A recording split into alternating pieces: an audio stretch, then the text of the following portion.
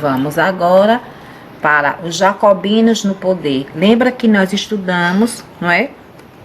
Que por divergências de ideias, né, vai ser dividido em dois partidos, dois grupos, jacobinos e girondinos. Os jacobinos, eles representavam a baixa burguesia, os trabalhadores do campo e da cidade, e eles eram mais radicais, eles queriam mudanças, assim também como os jacobinos, eles estavam mais ligados às necessidades do povo, ao anseio popular. Já os girondinos representavam a alta burguesia, né? E que estava mais centrado no quê? Nos interesses e nos ideais da alta burguesia. Os jacobinos, ele vai ser liderado entre um dos líderes, mas o líder que mais marca o governo do jacobino é Robespierre. Então aí nós estamos vendo aí a fase do terror. O que foi a fase do terror? A fase do terror foi aquele momento que Robespierre, que era o líder dos jacobinos, assume o poder e ele vai governar de uma forma até autoritária, que é tanto que, né, na tarefa de fazer ser cumprido as medidas adotadas pelo governo jacobino, Robespierre, ele vai usar do autoritarismo e que, apesar dos seus anseios atender às necessidades do povo, está representando o povo, a baixa e média burguesia. Chega um momento que todos aqueles que faziam alguma reivindicação, que faziam alguma crítica ao modo de governar dos jacobinos, foram condenados à guilhotina. Aí esse período, né, que ficou conhecido como a fase do terror, e que até o próprio Robespierre depois vai ser guilhotinado, que vocês podem estar lendo para entender melhor no nosso livro didático, página 82. Aí tem assim, o golpe do Estado organizado pelos girondinos, que vai ser aí a reação termidoriana, que está no nosso livro didático, página 83, e o terror branco. Robespierre e os dirigentes jacobinos são mortos na guilhotina, né? Aí nós vamos vendo aí, que esse reforçando o período, a fase do terror, o período do terror, que aí no nosso livro didático a gente tem radicalização revolucionária.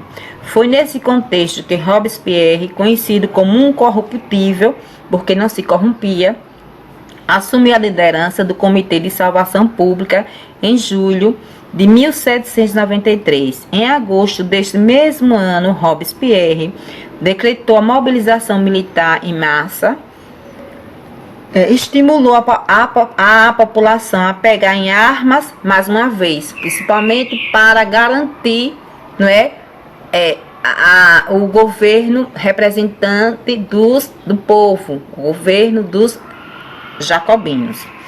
No mês seguinte, Robespierre deu início a um regime que ficou conhecido como o terror. Ele criou os comitês revolucionários, que eram responsáveis por prender as pessoas acusadas de serem inimigas da República. Foram presos suspeitos de serem monarquistas ou partidários dos girondinos. Nesse período, até algumas pessoas que haviam ajudado Robespierre a chegar ao poder foram executadas.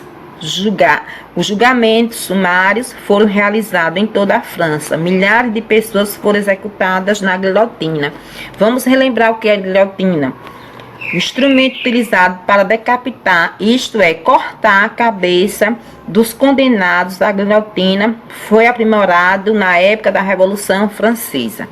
O instrumento, a guilhotina era o instrumento utilizado para decapitar, isto é, cortar a cabeça dos condenados, que foi um instrumento muito usado no período da Revolução Francesa.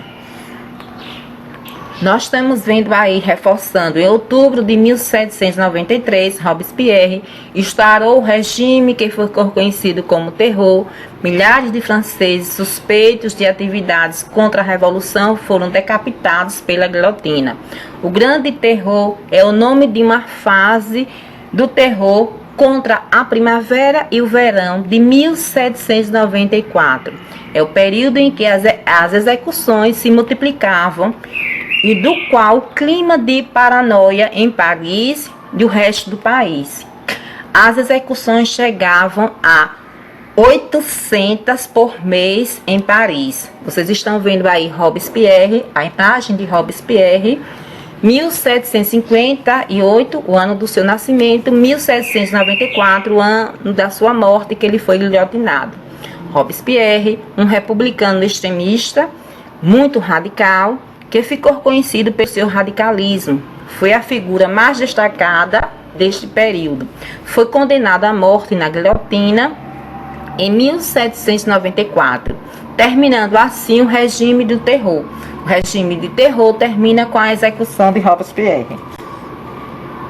Aí nós estamos vendo a reação termidoriana, que vocês estão no livro didático de vocês, está na página 83, 1794, 1795, a execução de Robespierre na guilhotina e a anulação das medidas populares tomadas pelos jacobinos. Aí os girondinos vão assumir o poder. E essa anulação, principalmente a taxação do preço máximo, que taxava o preço dos alimentos. Que isso beneficiou muito quem? O povo, porque com o preço do alimento taxado, o povo tinha mais acesso aos alimentos. Com a derrubada dos jacobinos e os girondinos tomam o poder novamente, então essa taxação do preço máximo vai ser anulada.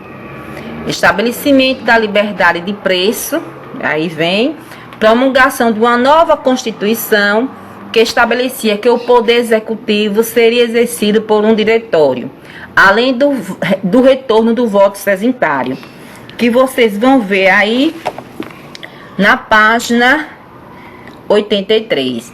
As reações do Comitê de Salvação Pública, engendrada pelos partidários de Robespierre, levaram um clima de desconfiança que atingiu toda a França e enfraqueceu politicamente os jacobinos. Aproveitando-se da situação, os girondinos retomaram o controle da convenção no dia 27 de julho de 1794. O calendário revolucionário, a convenção decretou a prisão de Robespierre, executando na guilhotina com outros líderes jacobinos. A convenção, controlada novamente pelos girondinos, desarmou a população, abrindo caminho para uma vingança generalizada contra os jacobinos e os seus partidários. Desta reação, que ficou conhecida como Terror Branco, participaram monarquistas, simpatizantes da igreja e girondinos.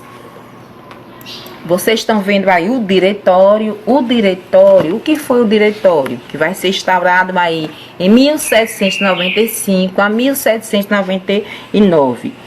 O diretório, o poder executivo, foi transformado em um diretório composto por 5 diretores e 8 ministros. A instalação oficial do diretório ocorreu em novembro de 1795, que vocês podem estar vendo no livro didático, página 84.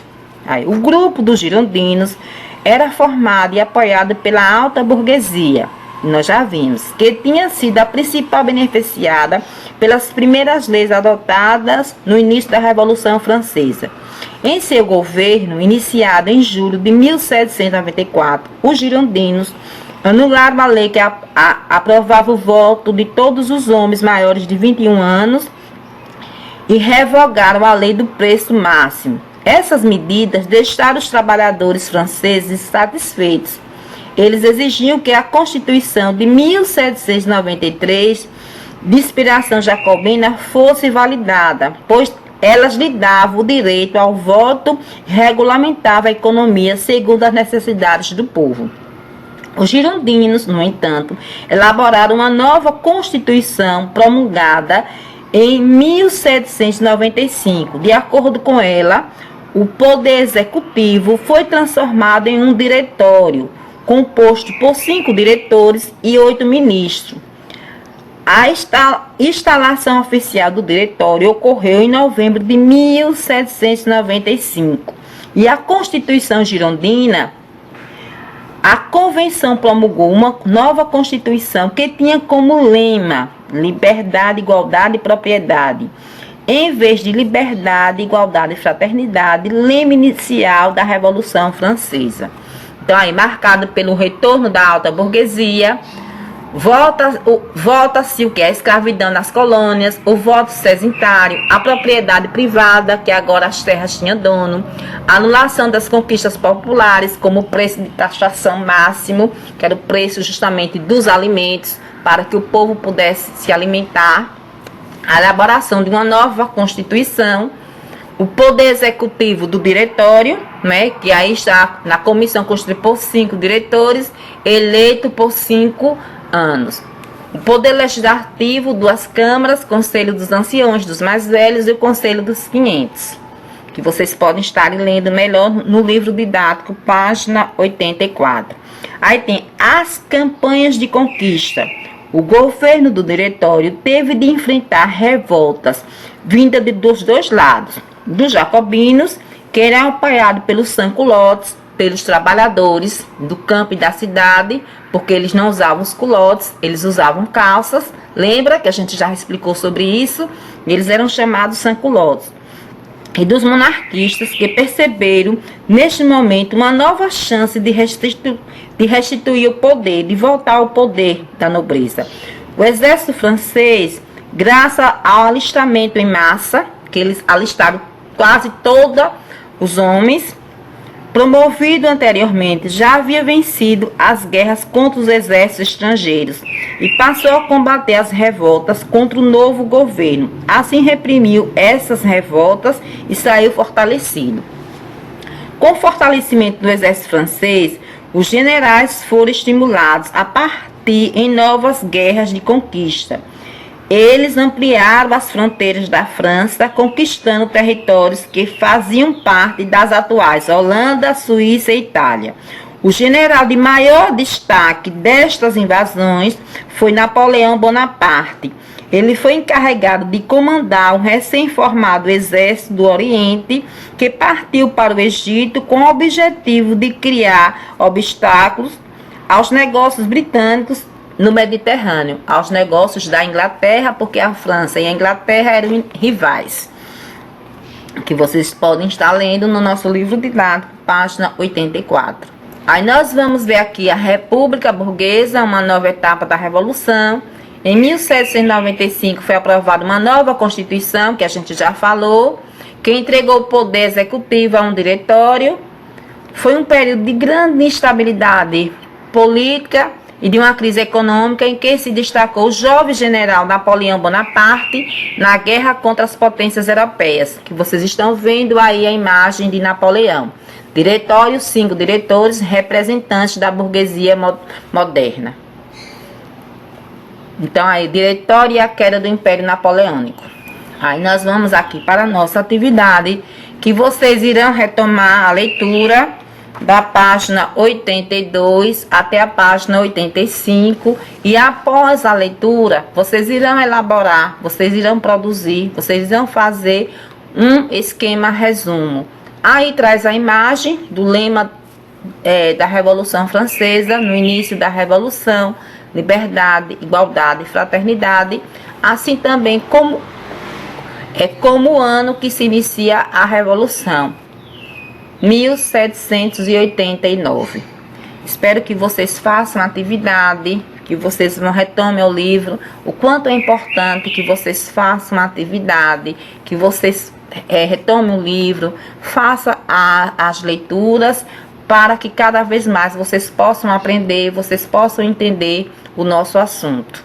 A nossa videoaula chega ao fim, nós ficamos por aqui.